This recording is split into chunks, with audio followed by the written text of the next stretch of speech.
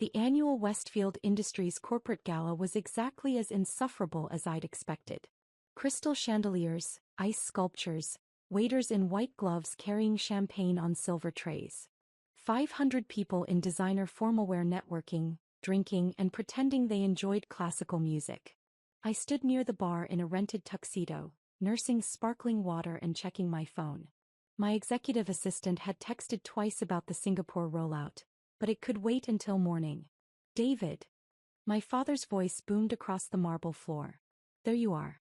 Come meet someone. I pocketed my phone and walked over. My father stood with 3 men in expensive suits, board members from his company I assumed. Dad ran a mid-sized pharmaceutical distribution company and loved events like this. Gentlemen, this is my youngest son David, Dad said, clapping me on the shoulder. He's in IT. Computer stuff. Just IT support, fixing computers or something. The men nodded politely, already losing interest. Actually, I started. David's always been into computers, my mother interrupted, appearing beside us with her practiced social smile. Ever since he was little. We never quite understood it, but everyone needs tech support these days, don't they? She said it apologetically, like she was explaining a mildly embarrassing condition. Absolutely, one of the board members said. My assistant calls IT at least once a week. Can't function without them. That's what David does, Dad confirmed. Keeps computers running. It's good, steady work. How nice, another board member said with the tone people use when they mean the opposite. If you'll excuse us, Richard, we need to discuss the merger before the evening gets away from us. They drifted away, already back to talking business. Dad turned to me. You could have dressed up a bit more, David. This is a formal event. It's a tuxedo, I pointed out. I rented one, Mom said quietly. Your brother wore an Armani tux. You can tell the difference. My older brother Trevor appeared as if summoned. He did indeed look impeccable in what was probably a $5,000 tuxedo, his wife Amanda glittering beside him in diamonds. Mom, Dad, Trevor said, kissing our mother's cheek. Great turnout tonight. I just closed a conversation with the Harriman Group CEO. Might lead to a consulting contract. That's my boy, Dad said proudly. Always working the room. That's how you build a career. Trevor was a senior consultant at a strategy firm, making around $200,000 a year. Our parents acted like he'd cured cancer. Hey David, Trevor said, finally acknowledging me. Still doing the tech support thing? Mom mentioned you might be looking for something more substantial. I'm not looking for anything, I said calmly. It's just you're 34, Trevor said. Most people have advanced beyond help desk by now. Have you considered going back to school? Getting an MBA? Could really help you move up. I have an MBA, I said. From Wharton. And a master's in computer science from Stanford. Oh right, Trevor said dismissively. I forgot you did that. Still, you could be doing so much more with those degrees. Look at me, I leveraged my MBA into a 6-figure career. You could do the same if you applied yourself. I'm fine where I am, I said. My sister Emily joined our circle, champagne in hand. She was a marketing director at a fashion company. Are we talking about David's career again? I keep telling him he should network more. I could introduce him to some people. Entry-level positions, but everyone has to start somewhere. I started 12 years ago, I said quietly. Exactly. Emily said brightly, missing the point entirely. 12 years in IT and still at the same level. That's why you need to branch out. Try something new. Use those degrees. A waiter passed with a tray of champagne. My father took 2 glasses, handing one to my mother. You know what David's problem is? Dad said as if I weren't standing right there. No ambition. He's comfortable doing the bare minimum. Tech support is fine for a kid out of college, but at his age, he should be running an IT department at minimum. I keep telling him to apply to bigger companies, Mom added. Google, Microsoft, those places. They must need tech support. At least it would sound more impressive. I work with Google and Microsoft, I said. Among others. As a vendor? Trevor asked. That's good, Dave. Client relationships are important. Shows initiative. Something like that, I murmured. My phone vibrated. I glanced at the screen. Urgent. Singapore security breach. Need authorization to deploy countermeasures. I typed back quickly, authorized. Deploy Protocol 7. Keep me updated. David, my mother said sharply. Put your phone away. This is a networking event. You should be meeting people, making connections. How do you expect to advance if you're always on that device? Sorry, I said, pocketing it. Amanda, Trevor's wife, leaned in conspiratorially. David, honey, Trevor and I were talking. We could lend you some money if you need it. For a nicer tux next time, or to update your wardrobe for interviews. You need to look the part if you want to move up from support staff. I appreciate that, but I'm fine, I said. Are you though? Emily asked gently. You still live in that small apartment, you drive an old car, you never take vacations. David, if you're struggling financially, we can help. That's what family is for. I lived in a 4,000 square foot penthouse in Tribeca worth $12 million. I drove a Tesla because I liked the technology, though I also owned a Porsche and an Aston Martin in my building's garage. And I'd taken 17 days of vacation in the past 3 months, including a week in the Maldives and a long weekend in Tokyo.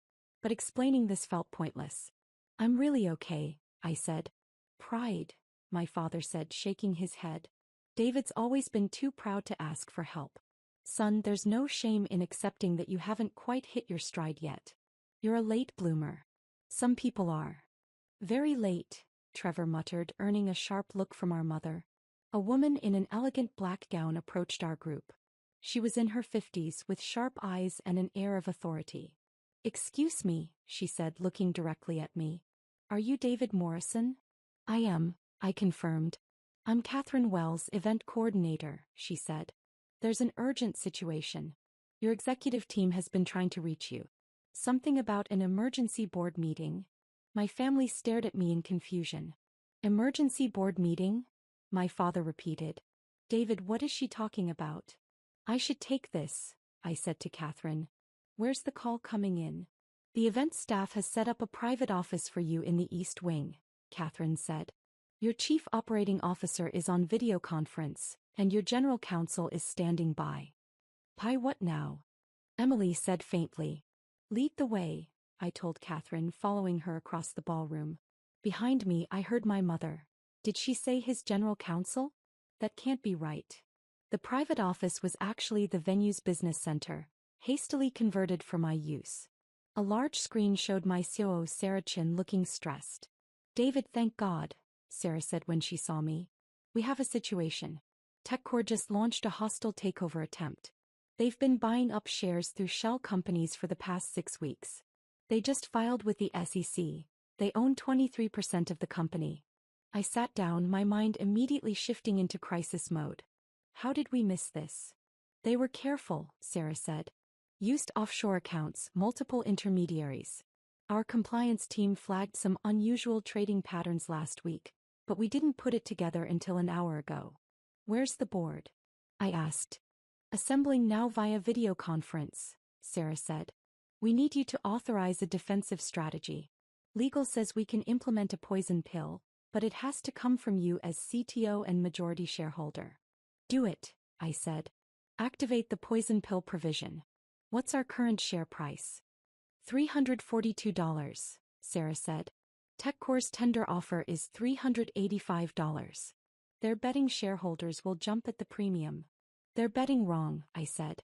Get our investor relations team on calls to all major shareholders. Remind them of our 5-year growth trajectory. We're not selling. On it, Sarah confirmed. David, the board meeting starts in 10 minutes. You'll need to present the defense strategy. Send me the brief, I said. I'll review it now. The door opened behind me. My entire family had followed, standing in the doorway looking confused. David, my mother said uncertainly. What's going on? I glanced back at them. I need about 10 minutes. Can you wait outside? But, my father started.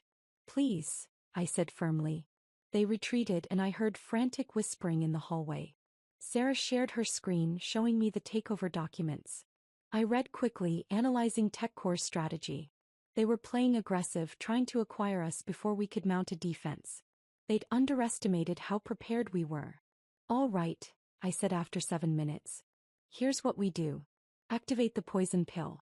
Issue a press release within the hour explaining why TechCore's offer undervalues the company. Get our investment bankers to issue a fairness opinion supporting our position. And schedule a shareholder call for tomorrow morning. I'll present our Q4 results early. They're going to be exceptional. How exceptional? Sarah asked.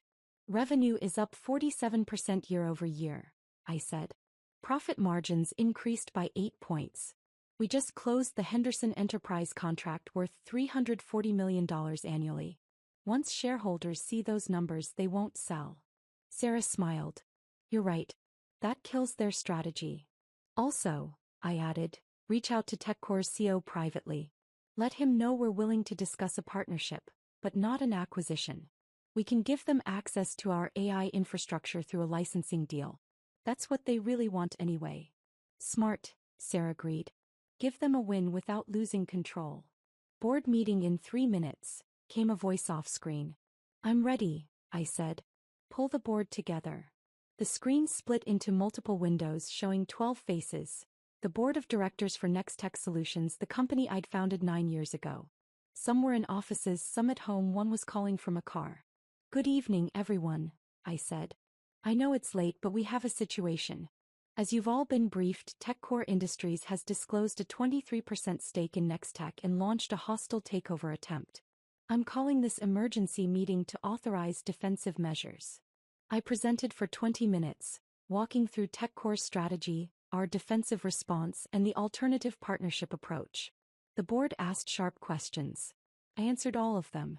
Finally, our lead independent director, Margaret Sue, spoke up. David, you founded this company at 25. You've grown it from a startup to a $28 billion enterprise. The board has complete confidence in your leadership. We authorize all proposed defensive measures and support your decision not to sell. Thank you, Margaret, I said. All in favor? 12 hands raised in unison. Motion carries, I said. Sarah, execute the plan. I want that press release out in 30 minutes. Board members, please be available for shareholder calls tomorrow. We need a united front. We spent another 15 minutes coordinating details, then adjourned. When the screen went dark, I sat back and took a deep breath. Then I remembered my family was waiting outside. I opened the door. All 5 of them stood there. Mom, Dad, Trevor, Emily, and Amanda. They looked shell-shocked. David, my father said slowly.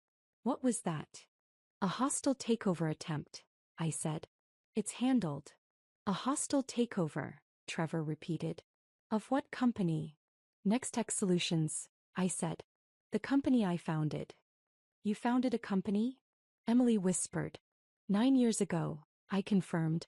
We develop artificial intelligence solutions for enterprise clients. We have about 4,300 employees across 22 countries. My mother sat down heavily in one of the business center chairs. You own a company with 4,300 employees? I'm the founder and chief technology officer, I said. I own 61% of the shares. The rest is held by venture capital firms, employees, and public shareholders. Public shareholders, my father said faintly. You're publicly traded? We IPO'd 3 years ago, I said. Current market cap is around $28 billion. The silence was absolute. Amanda found her voice first. Did you say $28 billion? It fluctuates, I said. It was $26 billion last week. The Henderson contract announcement pushed it higher. Trevor was doing math on his phone. If you own 61% of a $28 billion company, that means you personally are worth about $17 billion, I finished. Give or take depending on the market. My mother made a small noise. But you said you do IT support, Emily said desperately. You said you fix computers. You said I fix computers, I corrected gently. I said I work in technology. There's a difference. Why didn't you correct us? My father demanded. I tried to, I said. Multiple times over the years. You weren't interested in the details. Trevor was scrolling frantically on his phone. There are hundreds of articles about you. Forbes, Fortune, Bloomberg. You're on the Forbes 400. You're one of the youngest self-made billionaires in America. The Forbes ranking is outdated, I said. That was based on last year's valuation. Last year's, Trevor stopped, looking at me like he'd never seen me before. David, how did we not know this? You never asked what I actually did, I said simply. You just assumed I was in tech support and stopped listening. My mother was reading on her phone now, tears starting to form. There's an interview here from 2 years ago. You talk about growing up in a family that didn't understand technology. You said you learned early to stop trying to explain your work because people weren't interested. That's true, I said. We weren't interested, she whispered. Oh God, David. We weren't interested. My father pulled up a video on his phone. It was from a tech conference where I'd given a keynote speech to 10,000 people about the future of artificial intelligence. You're famous, he said, watching me command the stage on the small screen. In the tech world, you're actually famous. I prefer to keep a low profile in other contexts, I said. I don't like publicity much. The apartment you live in, Emily said, her voice shaking. Where is it exactly? Tribeca, I said. Franklin Street. She searched the address and went pale. This penthouse sold for $12 million 3 years ago. I paid $11.8 million, I said. Got a good deal because the previous owner needed to sell quickly. Amanda was crying now. I offered to lend you money for a tuxedo. I offered to lend a billionaire money for a tuxedo. You were trying to be kind, I said. I appreciated the gesture. I told you to apply for entry-level positions, Emily sobbed. I said everyone has to start somewhere. You started a $28 billion company. Trevor had found my Wikipedia page. It says here you were featured on the cover of Time magazine as one of the most influential people in technology. That you've been invited to speak at the World Economic Forum 4 times. That you advise 3 governments on AI policy. The government work is mostly pro bono, I said. I think it's important to help shape responsible AI regulation. My father sat down next to my mother. The Armani Tux comment. God, David. I criticized your rented tuxedo. I rented it because I rarely attend formal events, I said. Buying one seemed wasteful. I spent about 2 hours total in this tux. Why would I spend $5,000 on it? Because you can afford it, my father said. Affording something and needing it are different things, I pointed out. My phone buzzed. Sarah again. Press release is out. Initial shareholder response is positive. TechCore's stock dropped 4% on the news that we're fighting back. I think we've got this. I typed back, good work. See you at the shareholder call tomorrow at 9 a.m. Was that about the takeover? Trevor asked. We're managing it, I said. The market is responding well to our defense strategy. TechCore will likely abandon the hostile approach and come to the table for partnership discussions. How can you be so calm? Emily asked. Someone's trying to take over your company. It's not the first time, I said. There were 3 takeover attempts in our first 5 years. You learned to handle them. My mother was reading more articles, clicking through page after page. David, there are profiles about your management style, your innovation philosophy, your thoughts on AI ethics. The tech press calls you a visionary. The tech press is generous, I said. No, my father said firmly. No, David. You don't get to be modest about this. You built a $28 billion company from nothing. You employ thousands of people. You're shaping the future of artificial intelligence. That's not luck. That's not generosity from the press. That's extraordinary achievement. Thank you, I said quietly. Trevor looked up from his phone, his expression a mixture of awe and devastation. I bragged about making $200,000 a year. To a billionaire. I told you to leverage your MBA like I did. You were trying to help, I said. I was being condescending, Trevor corrected. I was acting like I'd figured out career success and you hadn't. Meanwhile, your company's annual revenue is, what? $8.4 billion last fiscal year, I said. We're projecting $11.2 billion this year. Billion, Trevor repeated numbly. Your revenue is greater than most countries' GDP. Emily had moved on to social media. People are tweeting about the TechCore takeover attempt. The whole tech world is watching this. They're calling you a genius for the poison pill strategy. It's a standard defensive measure, I said. David, my mother said, looking up from her phone with tears streaming down her face. Why didn't you make us understand? Why did you let us think you were just tech support? I tried, Mom, I said gently. At Thanksgiving 3 years ago, I told you about our Series C funding round. You asked if that meant I got a raise. At Christmas 2 years ago, I mentioned we were going public. You said that sounded nice and changed the subject to Trevor's promotion. Last Easter, I invited you all to our company's 5th anniversary celebration. No one came. The memories were clearly hitting her. I remember that. You said something about a party for your company. I thought you meant like an office party. Pizza and cake in a break room. It was at the Metropolitan Museum of Art, I said. 500 guests, including the mayor and 2 senators. We raised $2 million for STEM education that night. My father's hands were shaking. We decided you were unsuccessful and just stopped listening to anything that contradicted that narrative. People do that, I said. It's human nature. You had a certain idea of who I was, and information that didn't fit that idea got filtered out. But we're your family, my mother said desperately. We should have known. We should have seen. Amanda was reading my company's website. Your executive team. Your CEO went to Harvard. Your CFO was a partner at Goldman Sachs. Your general counsel clerked for a Supreme Court justice. These are serious, accomplished people. And they all report to you. We have a collaborative leadership structure, I said. But yes, ultimately the major decisions come to me. How many employees did you say? My father asked. About 4,300, I said. Though we're hiring. We have 300 open positions right now. 4,300 families depending on you, my father said softly. 4,300 people who trust you to lead them. That's enormous responsibility. It is, I agreed. That's why I take it seriously. Trevor found a salary database website. It says here the average Nextech employee makes $140,000 a year. That's incredible compensation. We believe in paying well, I said. Happy employees do better work.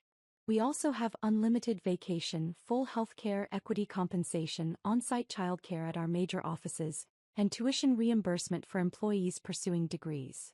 You created that culture, my mother said. You built a company that treats people well. I built a company I'd want to work for, I said simply. Emily found a video of our last product launch. There are 50,000 people watching this live stream. You're presenting some kind of new AI system. David, you're not just successful, you're actually changing the world. We're trying to, I said. AI has enormous potential to improve lives. Healthcare diagnosis, climate modeling, education personalization. But it also has risks. We're trying to develop it responsibly. The profiles mention that, my mother said, still reading. They say you're known for ethical AI development. That you've turned down military contracts because you don't want your technology used for weapons. That's true, I confirmed. We could make a lot of money on defense contracts, but it's not aligned with our values. My father looked at me with an expression I'd never seen before. You have principles. You've built a massive company, but you have lines you won't cross. Everyone should have lines they won't cross, I said.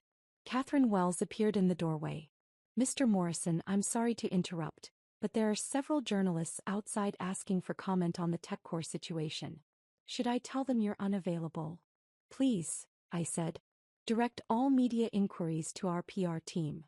Of course, Catherine said, then paused. For what it's worth, sir, I think your defensive strategy is brilliant. I have shares in Nextech.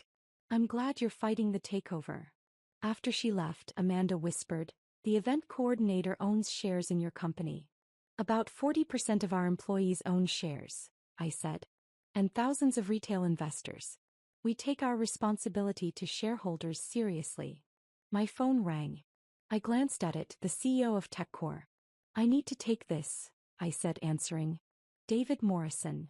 David, it's Richard Patel at TechCore, came the voice. I think we need to talk. I agree, I said. Hostile takeovers are expensive and messy. I'd rather discuss partnership opportunities. That's what I was hoping you'd say, Richard said. Your AI infrastructure is the best in the industry. We don't need to own you to benefit from it. Exactly, I said. Let me have my team put together a licensing proposal. We can structure something that works for both companies. I'd appreciate that, Richard said. And David? I'm sorry for the aggressive approach. Your board defense was impressive. You outmaneuvered us completely. No hard feelings, I said. It's just business. I hung up and looked at my family. Crisis averted. They're going to pursue partnership instead of acquisition. You just negotiated that? Trevor asked. In 30 seconds? Sometimes the direct approach is best, I said. TechCore wants access to our technology. We can give them that without selling the company. Everyone wins. My mother stood up and walked over to me. David, I am so sorry. We've treated you like you were unsuccessful for years. We've been condescending and dismissive. And you've been building this incredible company the whole time. It's okay, Mom, I said. It's not okay, she insisted. We should have listened. We should have asked. We should have believed in you. You did believe in me, I said. You just believed a version of me that didn't exist. The real me was working on something you didn't understand, so you filled in the gaps with assumptions. My father joined us. Can you forgive us? There's nothing to forgive, I said. You weren't trying to hurt me. You just didn't see me clearly. Do you see us clearly? Emily asked quietly. Do you think less of us now? I considered the question. I think you're all successful in your own ways. Trevor, you help companies optimize their operations. That matters. Emily, you create marketing campaigns that connect products with people. That's valuable. You're both doing work you're good at. Just because my company is larger doesn't make your work less important. But it kind of does, Trevor said. In terms of scale, impact, financial success. David, you're operating at a completely different level. So, I asked, does that make you a failure? You're happy with your work, aren't you? I thought I was, Trevor admitted. Now I'm questioning everything. Don't, I said firmly. Success isn't a competition. We're not rivals. We're brothers. Brothers where one is a billionaire and the other makes $200,000 a year, Trevor said. Brothers where we both found careers we're good at, I corrected. The money is just a number, Trevor. It doesn't define me. How can you say that? Amanda asked. You're worth $17 billion. And it doesn't make me happier than I was when the company was worth $2 million, I said. The work is what matters. Building something meaningful. Solving problems. Leading a team. The financial success is validation that we're doing something right, but it's not the goal. My mother hugged me tightly. We're so proud of you. I know we should have said that years ago, but we're saying it now. We're so proud. Thank you, I said, hugging her back. The rest of the evening was surreal. Word had spread through the gala that I was the David Morrison of Nextech Solutions. People who'd ignored me earlier suddenly wanted to talk. Business cards appeared from every direction. My father introduced me to the same board members as before, this time with barely suppressed pride in his voice. This is my son David, he said. He's the founder and CTO of Nextech Solutions. Perhaps you've heard of it. The board members' eyes widened. The Nextech? The AI company. That's the one, my father said, beaming.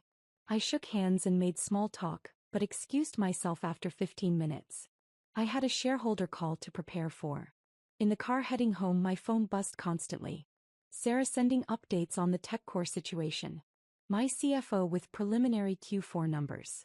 My general counsel with the partnership proposal framework. But there was also a text from Trevor. I'm sorry for being such an ass for so many years. You deserved better from me. From all of us. I typed back. Water under the bridge. Want to grab lunch next week? Actually talk about our lives? Trevor, I'd like that. And David? Thank you for not rubbing this in our faces. You could have. You didn't. Me, you're my brother. Why would I? Emily texted next. Mom's been crying for an hour. Happy tears, she says. She can't believe her son is so successful and she almost missed it. Me, she didn't miss it. He knows now. That's what matters. My father called as I walked into my building. David, I just wanted to say, I'm sorry. For all of it. For dismissing you, for not listening, for treating you like you were less than. You're extraordinary, son. You've accomplished things I can't even fully comprehend. Thanks, Dad, I said, stepping into my private elevator. Can I ask you something? Of course. Why did you keep trying with us? He asked. Why did you keep coming to family events, letting us make those comments, not correcting us? You could have cut us off years ago. I thought about it as the elevator rose to my penthouse. Because you're my family. Fletcher. But family. And I always hoped that someday you'd actually see me. Really see me. Tonight you finally did. We won't waste that chance, my father promised. We're going to do better. Be better. I know you will, I said. After I hung up, I stood in my living room looking out at the Manhattan skyline. The lights of the city stretched in every direction, thousands of windows in hundreds of buildings, each one representing lives being lived, work being done, dreams being pursued. Somewhere out there, TechCore's team was probably discussing their failed takeover attempt. Our shareholders were reading the press release, feeling confident in their investment. Our employees were sleeping peacefully, knowing their jobs were secure. And my family was finally understanding who I'd been all along. I opened my laptop and started reviewing the shareholder presentation for tomorrow. The Q4 numbers were exceptional. 47% revenue growth, 8-point margin expansion, the Henderson contract. Our shareholders would be thrilled. But more than that, I was proud of what we'd built. A company that did meaningful work, treated people well, and pushed the boundaries of what artificial intelligence could achieve. That pride had nothing to do with my family's validation. Though I had to admit it was nice to finally be seen. My phone buzzed one last time. Sarah, TechCore formally withdrew their takeover bid. They want to start partnership discussions next week. You were right, they just wanted the technology. I smiled and typed back. Schedule the meeting. Let's build something great together. Because at the end of the day, that's what it was all about. Not the money. Not the recognition. Not even the family validation. Just building great things with great people. Everything else was just noise.